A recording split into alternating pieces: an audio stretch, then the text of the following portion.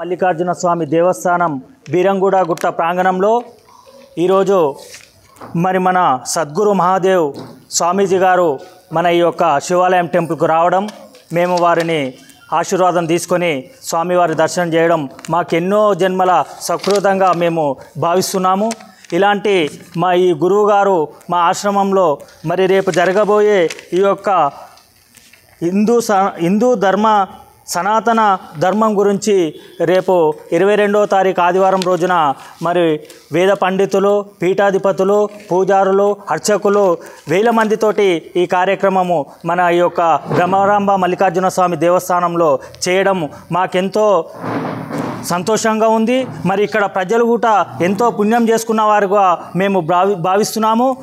వారి ఆశీర్వాదం తీసుకొని మేము రేపు జరగబోయే ఈ కార్యక్రమానికి ప్రతి హిందువు ఇక్కడ జరగాల్సిన ఈ యొక్క సనాతన హిందూ ధర్మం గురించి చెప్పే ఈ యొక్క పీఠాధిపతులు, అర్చకులు, పూజారులు ప్రతి ఒక్కరూ వచ్చి మన సనాతన ధర్మం గురించి వివరిస్తున్నారు. కాబట్టి హిందూ ధర్మం గురించి పాటించే వాళ్ళు ప్రతి ఒక్కరూ పేరు పేరున రేపు మన ఆదివారం రోజున 11 గంటలకు ఈ యొక్క బ్రహ్మరాంబిక మల్లికార్జున ప్రాంగణంలో జరిగే ఈ యొక్క కార్యక్రమాన్ని ప్రతి ఒక్కరూ విజయవంతం చేయాలని మీడియా తరపున అందరికీ విజ్ఞప్తి చేస్తున్నాను.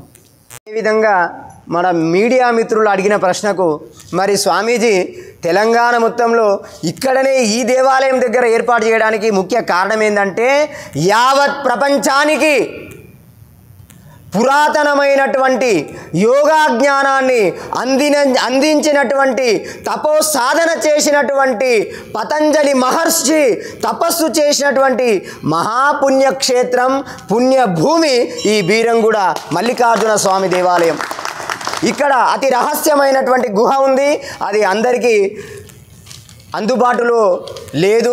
ఆ విషయం కూడా చాలామందికి తెలియదు.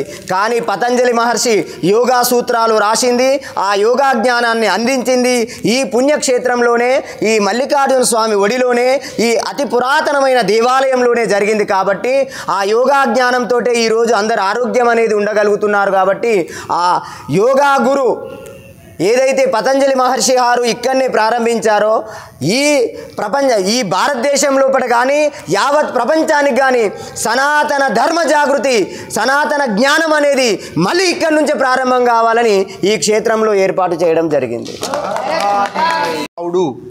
ఈ కార్యక్రమాన్ని ముందుకు తీసుకుపోవడానికి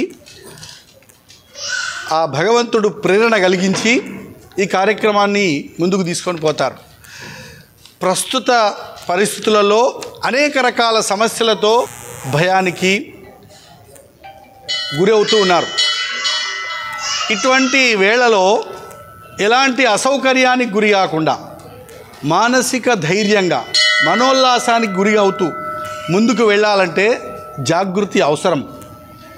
ఈ జాగృతి అవసరం అంటే సంఘటితం అవసరం. సంఘటితం అవసరం అంటే మనం ఏకతతో వెళ్ళాలంటే ఎవరో ఒక మహానుభావుడు మనకు ముందుకు తీసుకొని పోయేటటువంటి వాడు అంటూ కావాలి. అది స్వామి గారి యొక్క సంకల్పము. అది మన బీరంగూడ దేవాలయం నుండి ప్రారంభం అవ్వడానికి, అది ఒక మార్గదర్శకంగా ఇక్కడి నుంచి ప్రారంభం అవ్వడానికి, సంసిద్ధులం అవ్వడానికి మనకు ఈ బాధ్యతలు వారు మనకు ఏర్పాటు చేశారు. ఈ బాధ్యతను ఒక పెద్ద సమస్యగా అనుకోకుండా పెద్ద ఉద్యమంతో ఈ ప్రాంతంలో ఉన్నటువంటి వాళ్ళందరినీ కూడా ఏకత చేసి ఐక్యతతో మంగళకరంగా దీన్ని ముందుకు తీసుకుపోవాలని భావిస్తున్నాం. ఈ కార్యక్రమాన్ని చేయడానికి ఇక్కడ దేవస్థానం పూర్తి సహాయ సహకారాలు అందిస్తుందని మా ఎగ్జిక్యూటివ్ ఆఫీసర్ శశిధర్ గుప్తా గారు తెలియజేశారు. అలాగే మా చైర్మన్ గారు తన పరివారం అంటే ఇక్కడ తన దగ్గర ఉన్నటువంటి మండలి ఏదైతే పాలక మండలి ఉందో వాళ్ళందరూ కుటుంబ సమేతంగా వాళ్ళు కూడా వచ్చి ఈ కార్యక్రమాన్ని జయప్రదం చేయడానికి వారు కూడా సుముఖత వ్యక్తం చేశారు. అంతేకాకుండా ఇక్కడ ఉన్నటువంటి అర్చకులు, ఇక్కడ ఉన్నటువంటి వాళ్ళు కదా, భారతదేశంలో ఉన్నటువంటి వాళ్ళు, మన ప్రాంతంలో ఉన్నవాళ్ళు, మండలంలో ఉన్నవాళ్ళు, జిల్లాలో ఉన్నవాళ్ళు, అందరూ రాష్ట్రంలో ఉన్న వాళ్ళందరూ కూడా ఈ ప్రారంభానికి పూర్తి సహాయ సహకారాలు అందించి 22 నాటి కార్యక్రమాన్ని దిగ్విజయంగా ముందుకు తీసుకుపోవాలని సంకల్పంతో ముందుకు వెళుతూ ఉన్న శుభవేళ.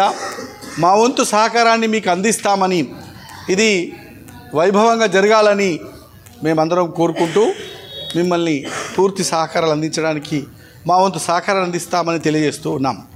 శుభం.